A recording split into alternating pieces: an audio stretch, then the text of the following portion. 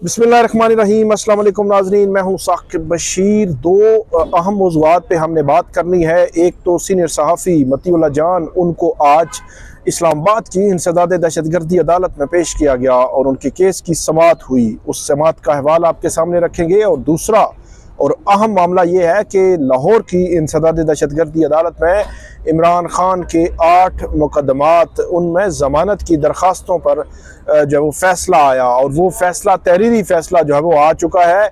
इंसदाद दहशतगर्दी अदालत लाहौर की जो 8 मुकदमात में फ़ैसला है और जो 4 मुकदमात में फ़ैसला है, उनमें बहुत बड़ा फ़र्क हमें नज़र आ रहा है। वो फ़ैसला है क्या? बड़ा तफसीली फ़ैसला है लाहौर की ATC अदालत का।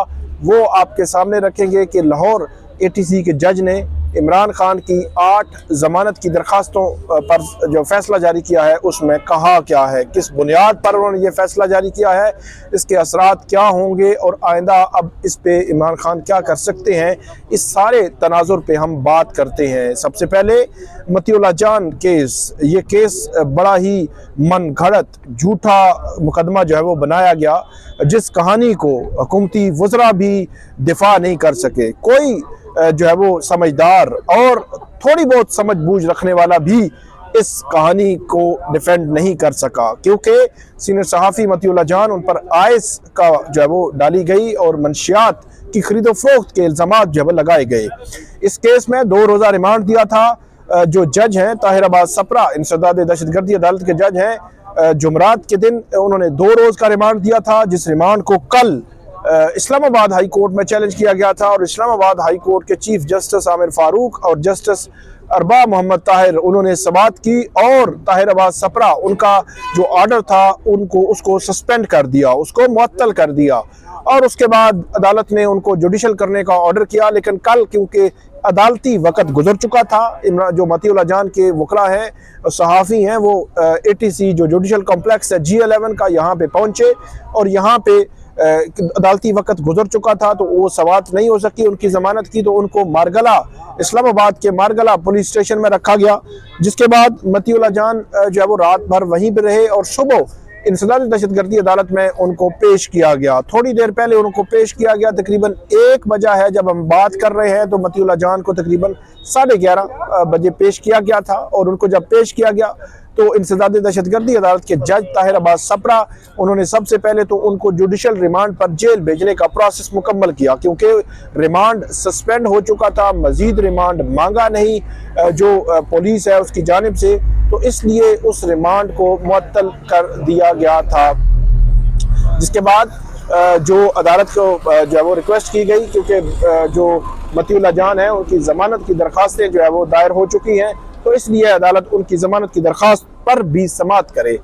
तो जज ताहिर अब्बास सपरा जो है उनकी जानिब से ये कहा गया, और क्योंकि 2 रोज़ कबल जब परसों जब रिमांड दिया था, तो उसके बाद प्रोसिक्यूटर से बड़े सख्त सवालात किए गए थे हमारे जो सहाफ़ी दोस्तों की जानिब से, तो उस पर कुछ जो है वो जो एतराज़ात या तहफ़्फ़ुज़ात का इज़हार किया और उन्होंने कहा कि स्क्रीनों की वजह से मीडिया को नुकसान हुआ है। बहरहाल ये ताहिर अब्बास सपरा जो है उनका बतौर जज उनका मौक़िफ़ हो सकता है। उन्होंने कहा कि आप किसी को हरामखोर नहीं कह सकते कि जिस तरह के सवालात हुए, तो इस पर बहरहाल बार मतीउल्लाह जान जो है रोस्टम पे आए, उन्होंने कहा कि जो हुआ मुझे नहीं मालूम था और मैं इस पर माज़रत चाहता हूँ, इस किस्म की नहीं होना चाहिए था। तो अदालत ने जो ज़मानत की दरख्वास्त थी वो सुनी। उस ज़मानत की दरख्वास्त के दौरान जो प्रोसिक्यूटर्स थे उन्होंने मुखालफत की ज़मानत की और ये कहा कि ज़मानत नहीं होनी चाहिए, लेकिन ताहिर अब्बास सपरा उन्होंने 10,000 रुपये मचलकों के इफ्ज़ जो मतीउल्लाह जान है उनकी ज़मानत मंजूर कर ली। जब हम बात कर रहे हैं तो मतीउल्लाह जान को यहाँ से पुलिस लेकर मारगला पुलिस स्टेशन जा चुकी है और उसके बाद अब उनकी रिहाई होनी है, उनकी रोबकार तैयार हो रही है और रिहाई जो है वो होगी। 1 बजे जब हम बात कर रहे हैं तो ये सिनेरियो है कि उनकी रोबकार तैयार हो रही है और उनका जो मामला है वो रिहाई जो है वो, जब आप वीडियो देख रहे होंगे तो यकीनी तौर पर उनकी रिहाई हो चुकी होगी। तो ये है मतीउल्लाह जान केस, इस पे बात हम करते रहेंगे। आगे बढ़ते हैं इंसदाद दहशतगर्दी अदालत लाहौर, जहाँ पे 8 मुकदमात थे इमरान खान साहब के, जिनमें उन्होंने ज़मानत की दरख्वास्तें दायर कर रखी थी। जना जो जना हाउस का मुकदमा है या लाहौर के 9 मई के बड़े मुकदमात में ये मुकदमात शामिल हैं। इस केस का थोड़ा सा बैकग्राउंड ये है कि 9 मई को जब वाक़या हुआ, इमरान खान इस्लामाबाद हाई कोर्ट से गिरफ्तार हुए, तो उस गिरफ्तारी के तनाजुर में एहतजाज हुआ, मुजाहरे हुए, इंस्टॉलेशंस को, रियासती जो मुख्तलिफ जो तनसीबात थी उनको निशाना बनाया गया। ये है इल्ज़ाम। और उसके बाद इमरान खान साहब को इसमें क्रिमिनल कॉन्स्पिरेसी के इल्ज़ाम में इमरान खान को इस केस में रखा गया और उसमें यह कहा गया कि एक पुलिस एहलकार जो एक स्पेशल ड्यूटी पे थे और पुलिस के वर्कर बनकर, पीटीआई के वर्कर बनकर उस मीटिंग में मौजूद थे जो 7 मई 2023 को लाहौर के जमान पार्क में हुई थी, जिसमें क्रिमिनल कॉन्स्पिरेसी तैयार हुई थी। और उस क्रिमिनल कॉन्स्पिरेसी में था ये, साजिश में था ये कि जब इमरान खान गिरफ्तार होंगे तो वो जो एहतजाज होना है वो या मुजाहरे होने हैं वो जो मिलिट्री इंस्टॉलेशंस हैं या उनके बाहर होंगे। ये इल्ज़ाम है कि उस पुलिस एहलकार जो है वो गवाह हैं इस मामले में। तो उसके बाद इमरान खान साहब को इस केस में जो शुरू में तो नहीं लेकिन बाद में इमरान खान साहब को इस बयान की रोशनी में इन केसेस में उन पर जो चार्ज लगाया गया वो क्रिमिनल कॉन्स्पिरेसी का, ये साजिश तैयार की गई। तो उस साजिश के तहत उनको रखा गया, लेकिन 1 साल तकरीबन जून 2023 में उनको इस केस में रखा गया और जुलाई 2024 में उनको इस केस से गिरफ्तार किया गया। तो अदालत ने जो 4 मुकदमात लाहौर के थे 9 मई के, उनमें जब जमानत दी गई थी तो उस वक़्त लाहौर की एक और अदालत, जिस अदालत का फैसला मैं पढ़ रहा हूँ ये तो आपके सामने रखूँगा, लेकिन एक और अदालत ने यह कहा था कि इतने तवील अरसे बाद आपने जो गिरफ्तारी डाली है, जो गिरफ्तारी में डिले है, डिले फैक्टर जो है वो आपके केस को कमज़ोर करता है। तो अगर इतने बड़े पैमाने पर कॉन्स्पिरेसी थी, क्रिमिनल कॉन्स्पिरेसी थी, तो आपने फौरी गिरफ्तारी डालनी थी। लेकिन वो फैसला अलग है। आज के फैसले की बात करते हैं और इसमें 8 जमानतें जो है वो लगी हुई थी जो जज हैं इनके पास, और उन्होंने 8 की 8 जमानतें जो है वो जज मंजर अली गिल हैं जिन्होंने जिना हाउस समेत 8 मुकदमात में इमरान खान के जो जमानतें हैं वो मुस्तरद की हैं। इस तफसीली फैसला जो है वो जारी किया है। इस तफसीली फैसले में वो ये कहते हैं कि इमरान खान कसूरवार हैं। उन्होंने आगे इसको वजाहत की है कि वो किस तरह वो कह रहे हैं कि कसूरवार हैं। इसके बाद मैं आपको बताऊंगा कि दूसरे जज साहब का फैसला इस जज साहब के फैसले से मुख्तलिफ क्यों है, एक ही किस्म के इवेंट्स पर, एक ही किस्म के अक्रस पर, एक ही किस्म के इल्ज़ामात पर। तो ये कहते हैं कि इमरान खान कसूरवार हैं। अदालत के मुताबिक इमरान खान आम आदमी नहीं है, वो साबिक चेयरमैन पीटीआई और अपनी जमात के बानी हैं। बानी पीटीआई का बयान अपने वर्कर्स और सपोर्टर्स के लिए अहमियत रखता है। इमरान खान पार्टी की दूसरी क़यादत चेयरमैन या बानी का बयान मुस्तरद करने का सोच भी नहीं सकती। मतलब जज ये अज्यूम कर रहे हैं कि इमरान खान ने एक बयान दिया, वो जो वर्कर्स हैं वो इमरान खान के हर सूरत में उस बयान पर अमल करते हैं, उससे पीछे नहीं हटते। और दूसरा, जो पार्टी की बाकी लीडरशिप है वो भी उस बयान से पीछे नहीं हटती, ना ही मुस्तरद कर सकती है। उसके बाद अदालत के ये कहती है कि पार्टी के जो पुलिस के मुताबिक उसी रोज़ दर्जनों जलाओ घराव के वाक़यात हुए।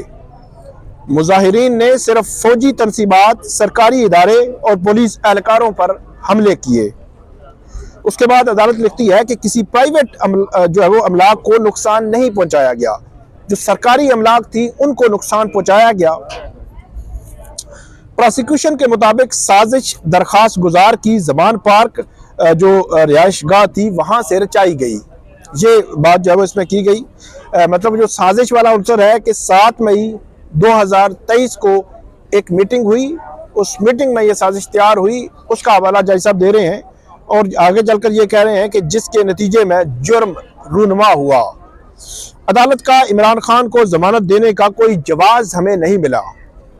अदालत जो है वो लिखती है कि जो दरखास्त गुजार के वकील ने बताया कि जब ये वाक़यात हुए तो इमरान खान गिरफ्तार थे। मतलब बैरिस्टर सलमान सफदर ने ये आर्गूमेंट्स रखा था कि इमरान खान जो है वो गिरफ्तार थे।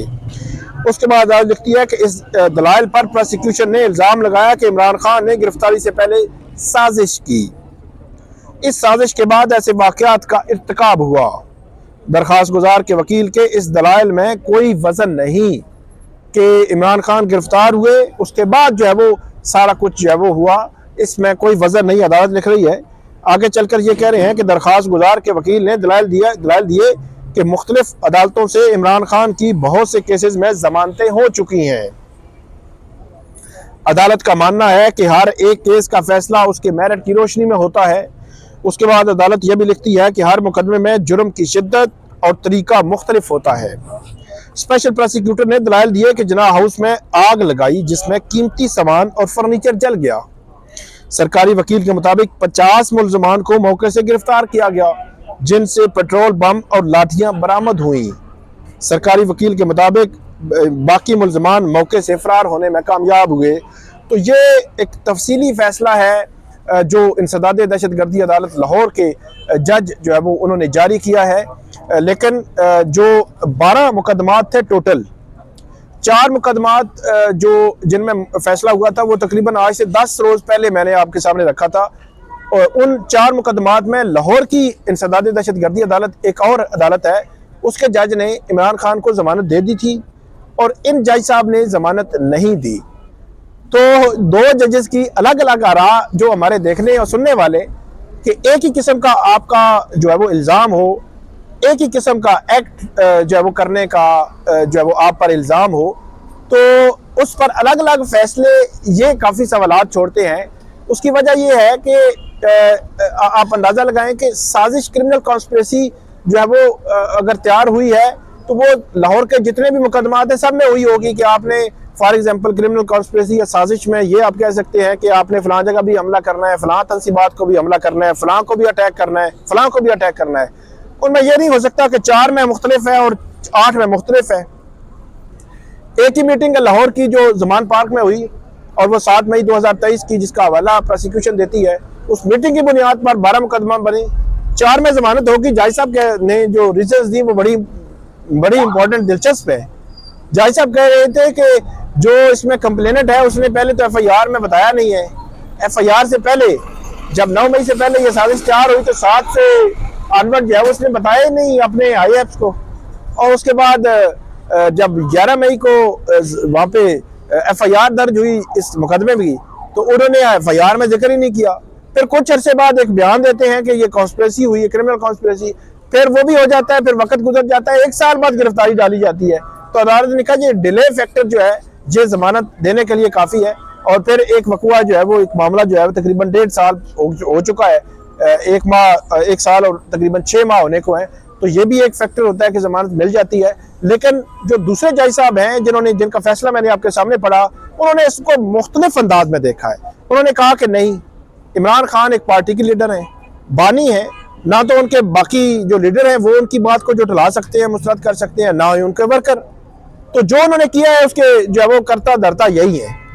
तो और उन्होंने उसकी हवाला भी दिया कि जो पुलिस एहलकार वहाँ पे मौजूद थे, जो इसमें गवाह हैं, तो उसको भी अदालत आगे जाकर डिटरमिन करेगी। लेकिन इस बुनियाद पर तो जमानत नहीं दी जा सकती कि उस पुलिस एहलकार ने डिले किया है या इस तरह किया है। तो अब 2 अदालतें हैं लाहौर की, दोनों के फैसले, एक ने जमानत दी है, एक ने जमानत नहीं दी, दोनों में इल्ज़ाम एक जैसा ही है। तो वो एक केस था इस्लामाबाद हाई कोर्ट का, वो भी बड़ा दिलचस्प मामला था। वो मैं आपको बता देता हूँ कि 2 जज एक ही मामले पर मुख्तलिफ आरा कैसे हो सकती हैं। एक केस था इस्लामाबाद का, यहाँ पे E11 में एक जो उस्मान मिर्ज़ा नामी शख्स था, तो वो एक जिनसी हरासगी का केस था, एक कपल था उसके साथ, तो उनकी कोई वीडियोस वगैरह बनी थी। तो उसमें उनमें से एक मुल्ज़िम की ट्रायल कोर्ट से 2 मुल्ज़मान की ट्रायल कोर्ट से जमानतें इस्लामाबाद हाई कोर्ट में दायर हुई। एक लगी जस्टिस तारिक महमूद जहांगीरी के पास, एक लगी जस्टिस मोहसिन अख्तर कियानी के पास।